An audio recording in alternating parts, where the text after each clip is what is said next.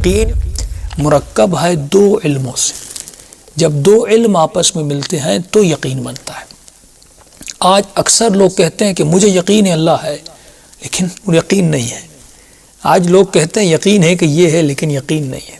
کیونکہ جب تک یہ دو علم نہیں ملتے تب تک انسان یقین پہ نہیں پہنچ سکتا. یہ یقین ہے جو انسان پانی پر بھی چل سکتا ہے. یقین اگر کامل ہو تو انسان ہواؤں پر بھی چل سکتا ہے. یہ ساری کرامات، یہ سارے معجزے، خود میدان کربلا میدان یقین ہے.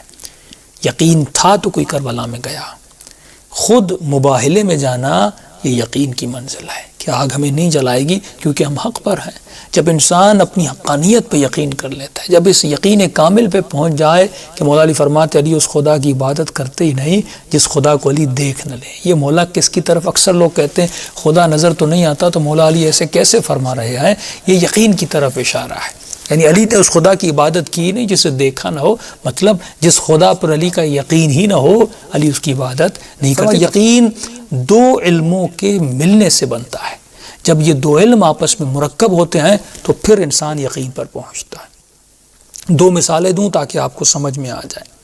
مثلا آپ سے پوچھا جائے کہ آج کون سا دن ہے، آپ کہیں کہ قبلہ آج ہفتے کا دن ہے، تو میں فوراً آپ کو کہوں کہ آج اتوار نہیں ہے، تو آپ تھوڑا شک میں پڑ جائیں کہ ہاں ہو بھی سکتا ہے کہ اتوار ہو. یعنی آپ کو ہفتے کے دن کے ہونے کا علم تھا. یہ ایک علم ہے. دوسرا علم یہ ہے، پہلا علم ہے کہ آج ہفتے کا دن ہے، دوسرا علم یہ ہے کہ آج اتوار نہیں ہے. یہ دو علم ہے. اس کو تو ذرا غور سے سنیے گا اور سمجھیے گا. پہلا علم یہ ہے کہ آج ہفتے کا دن ہے، دوسرا علم یہ ہے کہ آج اتوار نہیں ہے. جب یہ دو علم آپس میں ملتے ہیں تو آپ یقین کامل پر ہوتے ہیں. اب اگر میں آپ کو پہلے سوال کروں کہ آج ہفتے کا دن ہے، آپ کہیں گے ہاں. میں کہوں کہیں ایسا تو نہیں کہ آج اتوار ہو، تو آپ کہیں گے نہیں آج اتوار نہیں ہے، کیونکہ آپ کو ہاں کا بھی علم ہے اور آپ کو اس کو ضد یعنی اس کے انکار، اس کے اپوزٹ کا بھی علم ہے. جب آپ کہتے ہیں لا الہ الا اللہ، یہ انکار ہے، یعنی کوئی خدا نہیں، آپ کو یہ بھی علم ہے. الا اللہ اور کوئی خدا ہے یہ بھی آپ کو علم ہے. یعنی کوئی خدا نہیں سوائے اس خدا کے، یعنی اللہ کے علاوہ کوئی خدا نہیں، آپ کو اس کا بھی علم ہے. یہ ہم لا الہ الا اللہ، یہ ہمارا ایمان ہے، یقین نہیں ہے. ہم جتنے بھی مسلم ہیں ہم مومن ہیں. مومن اس لیے ہیں کیونکہ ہم نے رسول خدا سے سنا ہے نا، اور رسول خدا نے کہا کہ کوئی خدا نہیں. آج ہم میں سے کوئی ایسا مسلمان ہے جس نے خود جا کے دیکھا ہو، ڈھونڈا ہو، تلاش کیا ہو، سرچ کی ہو، پوری کائنات کے چپے چپے میں دیکھا ہو شاید خدا کے علاوہ کوئی اور خدا ہو؟ اگر کوئی ایسا کرے یعنی یہ اس کا انکار ہے. آج ہم مان تو رہے ہیں کہ پروردگار عالم ہے، لیکن اس کا جو ضد ہے کہ لا الہ لا الہ لا الہ کو ہم نے آج تک سرچ نہیں کیا. جب آپ اس کو جا کر یعنی وہ بندہ مقام یقین پر، ایمان کے بعد یقین آتا ہے، وہ بندہ مقام یقین پر ہے جس نے پوری کائنات کو کھوجا ہو اور کھوجنے کے بعد اس کو کوئی خدا نہ ملا ہو، اس کے بعد اس نے اپنی عقل سے کہا ہاں کوئی نہیں بس ایک ہے.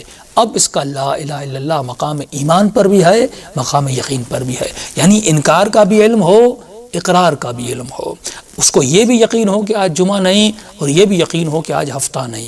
یعنی اس کا ضد کا بھی علم، اس کے انکار کا بھی علم ہو، اس کے اقرار کا بھی علم ہو. اور آپ کے لیے آسان کر دوں، مثال کے طور پہ آپ کسی کے مقروض ہیں اور آپ نے اس سے 1000 لیا ہے. آپ اس کے پاس جاتے ہیں اور کہتے ہیں مولانا صاحب میں نے آپ سے 1000 لیا تھا، میں آپ کو 1000 واپس کرنے آیا ہوں. میں فوراً کہتا ہوں کہ آپ نے مجھ سے 1500 نہیں لیا تھا. تو یہاں پر آپ تردید اور شک کی حالت میں چلے جاتے ہیں. آپ کے چہرے کی رنگت اڑ جاتی ہے. آپ کہتے ہیں ہاں شاید میں نے 1500 لیا ہو. اس کا مطلب آپ کو 1000 کا علم تھا، لیکن اس کا ضد جو ہے، اس کے برخلاف جو ہے دوسری چیزیں ہیں، اس کا یقین آپ کو نہیں تھا. جب یہ دو چیزیں آپس میں مل جاتی ہیں تب انسان مقام یقین پہ پہنچ جاتا ہے. اور جو اس مقام پہ پہنچ جائے، حالانکہ یہ صفت معصوم فرماتے ہیں بہت کم یہاں ہے، یعنی شاید 1000 لوگ میں آپ کو ایک مومن ملے گا، 1000 میں ایک مومن ہوگا، اور شاید 1,00,000 میں ایک صاحب یقین بندہ آپ کو ملے گا. کیونکہ یہ بہت کامیاب نہیں ہے لیکن نایاب صفت ضرور ہے. اور جو مقام یقین پر آ جائے پھر شیطان بھی اسے دھوکہ نہیں دے سکتا. ایک اور مثال دوں تاکہ آپ کے لیے تھوڑا اور آسان ہو جائے. دیکھیے آپ کو یہ علم ہے کہ مردہ جو ہے وہ مجھے نقصان نہیں دے گا. یہ علم ہے نا آپ کو پتا ہے کہ مردہ جو ہے وہ نقصان نہیں دیتا. اور جو ہے مردہ تو خود بے بس ہے، کیونکہ لفظ ہی مردہ ہے، میت ہے، ڈیتھ ہے، ایکسپائر ہو گیا ہے، تو یہ مجھے نقصان کیا دے گا؟